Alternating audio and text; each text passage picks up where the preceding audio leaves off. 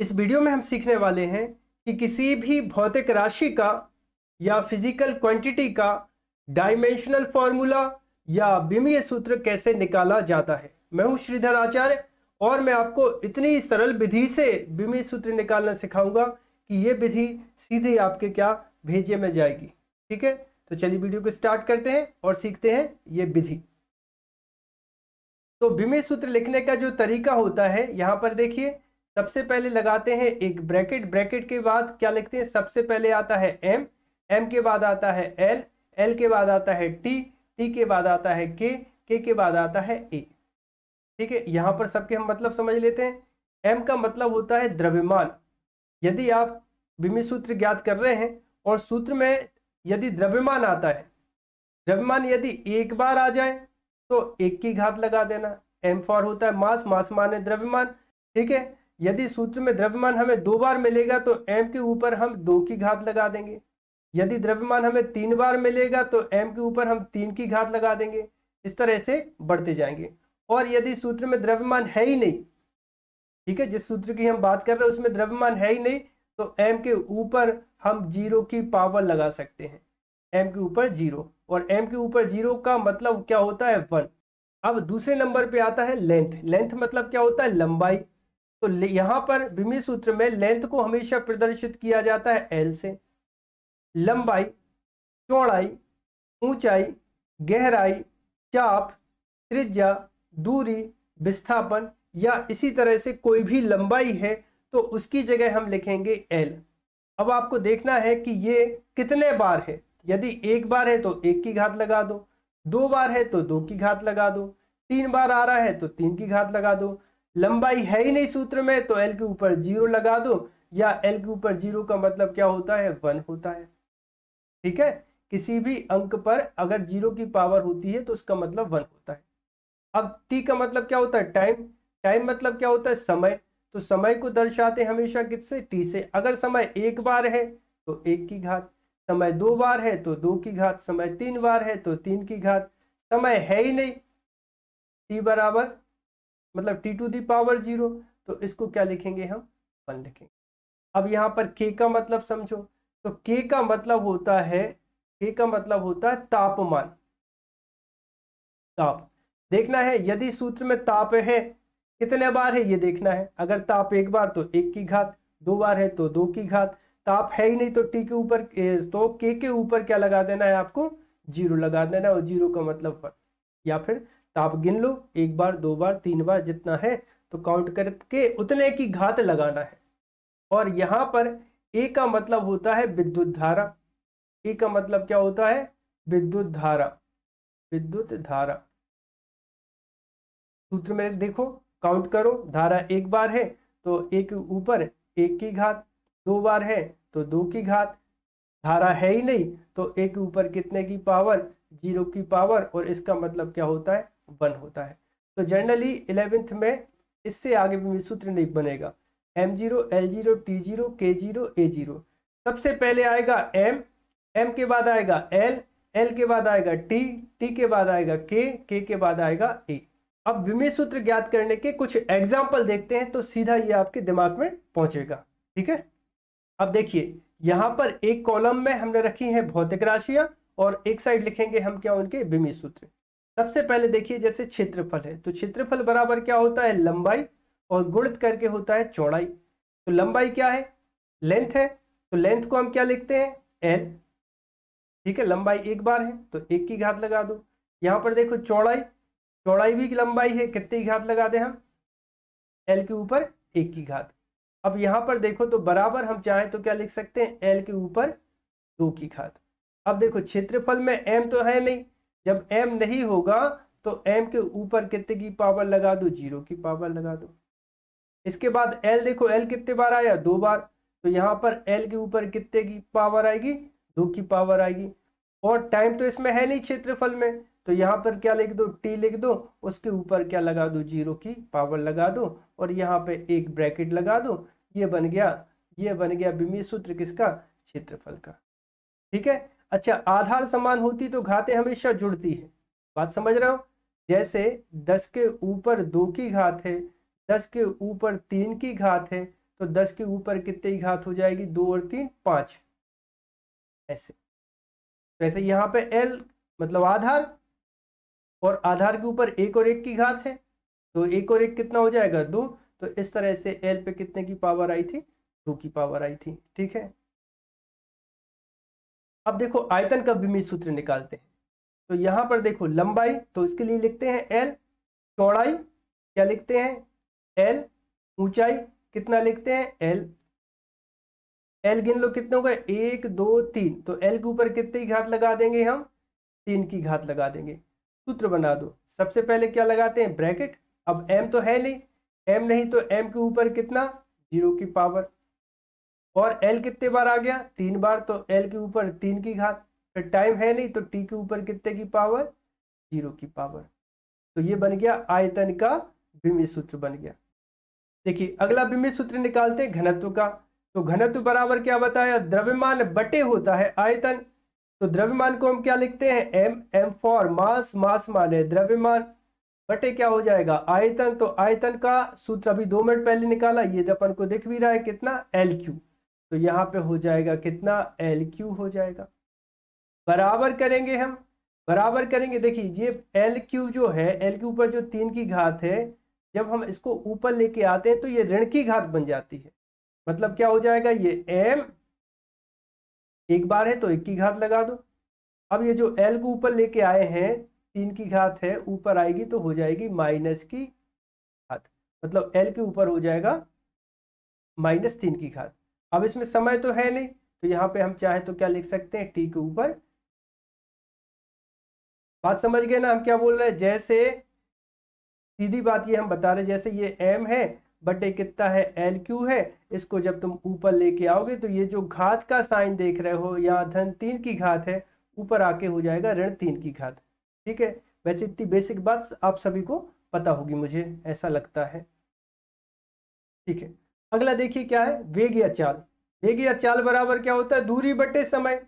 दूरी क्या है, दूरी एक तरह की लंबाई है, लेंथ है, तो उसको लिखेंगे हम L, और समय को क्या लिखेंगे हम T। तो यहां पर देखो लंबाई कितने बार, 1 बार, समय कितने बार, 1 बार।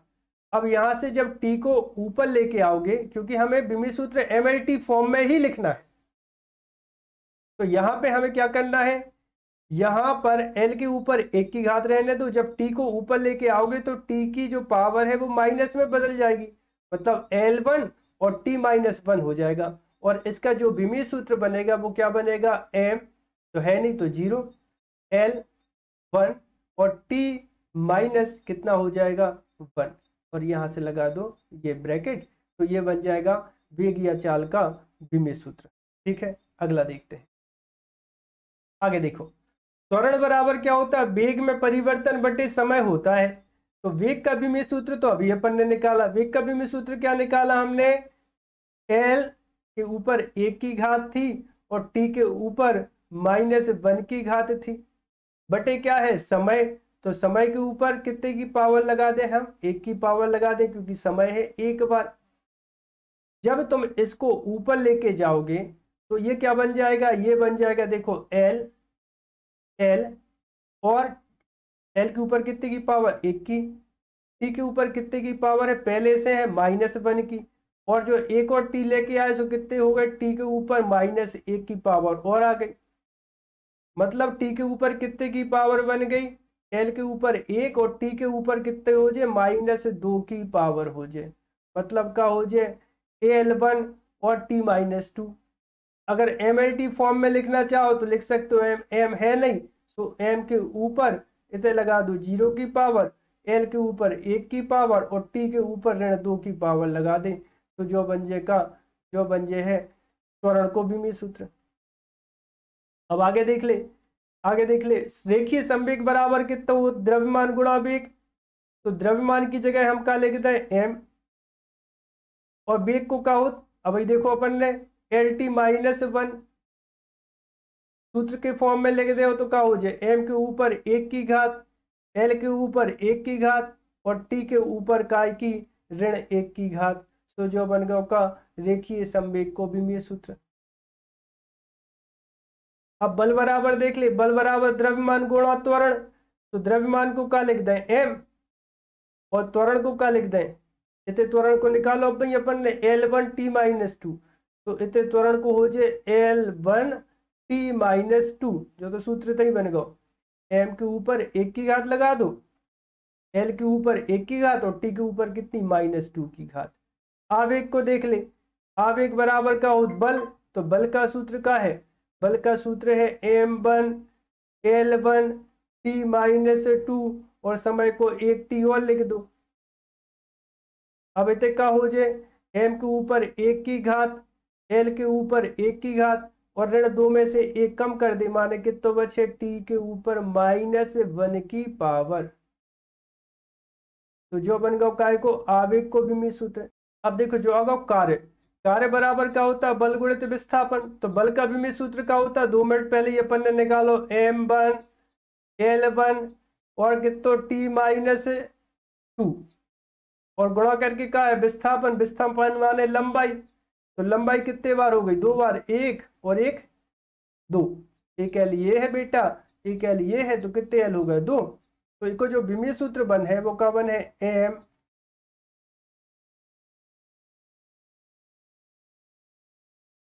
तो इसको विमीय सूत्र बन है m, एल गिन लो, एल कितने बार है 2 बार और टी कितने बार है -2 बार, मतलब कितना हो जाए ml2T-2, इसका विमीय सूत्र हो जाएगा कार्य का। अब ऊर्जा देखो भैया, कार्य करने की क्षमता को क्या कहते हैं ऊर्जा, तो जो कार्य का विमीय सूत्र होगा वो ऊर्जा का भी हो जाएगा, मतलब ऊर्जा को विमीय सूत्र भी क्या लिख दें ml2T-2 जो हो जाए ऊर्जा को। अब शक्ति को देख लो, शक्ति बराबर क्या होता है कार्य बटे समय, कार्य को ऊपर लिख दे, कार्य की जगह कार्य को भी मैं सूत्र लिख दे, क्या हो जाए ml2 और T-2 बटे का लिख दो समय t। अब जो जो t ऊपर आए के ऊपर 1 की घात का आई, जब इसको ऊपर लेके आए तो t के ऊपर कितने ऋण 3 हो जाए, माने कितना लिख दे ml2T- जो हो जाए 3, तो इसको भी मैं सूत्र होगा। ठीक है। अब देखो दाब बराबर, दाब बराबर क्या होता है बल बटे क्षेत्रफल, तो यहाँ पे बल का विमीय सूत्र लिख दो, बल का विमीय सूत्र क्या होता है ml2 और क्षेत्रफल को क्या हो जाए l², तो ये क्या बन जाएगा देखो ml2 गुणा करके जब जो नीचे से ऊपर आए सो माइनस को बन जाए, सो l माइनस कितना हो जाए 2, तो आगे देख ले तब ये बन जाएगा m, l में ऋण 2 में से 1 कम कर दो, तो जब बन है -1 और t माइनस कितना हो जाए 2, मतलब ml -1 T-2 दाब को विमीय सूत्र होगा। ठीक है। अगली भौतिक राशि को देख ले, प्रतिबल बराबर का बल बटे क्षेत्रफल, तो बल का विमीय सूत्र क्या होता है, 1 मिनट पेन ले लें दादा, क्या कर रहे हो यार। हाँ, बल को विमीय सूत्र, कलर और बदल रहे पेन को, किलो कलर दो। हाँ, बल को विमीय सूत्र का ml2, चाहो तो इन पे 1 की घात पे लगा दे, 1 की घात पे लगा दे, बटे का क्षेत्रफल, तो क्षेत्रफल को क्या हो जात l², तब ई को अपन क्या लिख सकते हैं देखो m के ऊपर m के ऊपर 1 की घात, l के ऊपर 1 की घात, t के ऊपर ऋण 2 की घात बटे का है l²। ठीक है, जो l² है ये को ऊपर लेके आओ, ये को ऊपर लेके आओ तो l के ऊपर ऋण 2 की घात हो जाए, तो एक जो विमीय सूत्र का बन जाए देखो m के ऊपर 1 की घात, l के ऊपर ऋण 1 की घात, ऋण 1 की घात। ठीक है, कैसे ऋण 2 में से 1 चलो जे ना, तो ऋण 1 की घात बचे, और t के ऊपर कितो T-2, तो एक को विमीय सूत्र कितो बनेगा m⁻1 l⁻−1 t⁻²। ठीक है, कई लोग इसको ऐसे पढ़ते हैं m1 l-1 t-2, ये पढ़ने का तरीका है। ठीक है, अलग अलग तरीके रहते हैं, स्मार्ट लोग कैसे पढ़ते हैं m1 l-1 t-2, अपन और कैसे पढ़त m के ऊपर 1 की घात, l के ऊपर ऋण 1 की घात, t के ऊपर ऋण 2 की घात, तो अपनो अपनो तरीका है, कोनो बातचीत नहीं है यार। अगला है विकृति। तो विकृति बराबर होता है लंबाई में परिवर्तन और बटे होता है प्रारंभिक लंबाई। तो लंबाई में परिवर्तन हो चाहे न हो उसे में कोनो मतलब नहीं है, लंबाई को विमित सूत्र होता एल, और प्रारंभिक लंबाई है ओ को भी विमित सूत्र का होता एल। तो एल से एल तो निपट गए, जब निपट गए सो को विमित सूत्र का बन गो ना, तो इनमें एम है सो एम के ऊपर जीरो, एल भी नहीं है सो एल के ऊपर भी जीरो, टी भी नहीं है तो टी के ऊपर भी जीरो। तो M zero, L zero, T zero, माने जा हो गई विमाहीन राशि, विमाहीन राशि। ठीक है, ये क्या कोनो विमित सूत्र होते नहीं है। अगलो देख ले प्रत्यास्थता गुणांक। तो प्रत्यास्थता गुणांक बराबर का होत प्रतिबल बटे का होत विकृति। तो एक विमित सूत्र बनाए अपन, प्रतिबल को 2 मिनट पहले ही अपन ने निकालो, तो का निकालो तो एम के ऊपर 1 की घात, एल के ऊपर ऋण 1 की घात, टी के ऊपर ऋण 2 की घात, बटे विकृति को तो होता ही नहीं है विमाहीन राशि, माने का रख दें बटे में 1 लिख दो।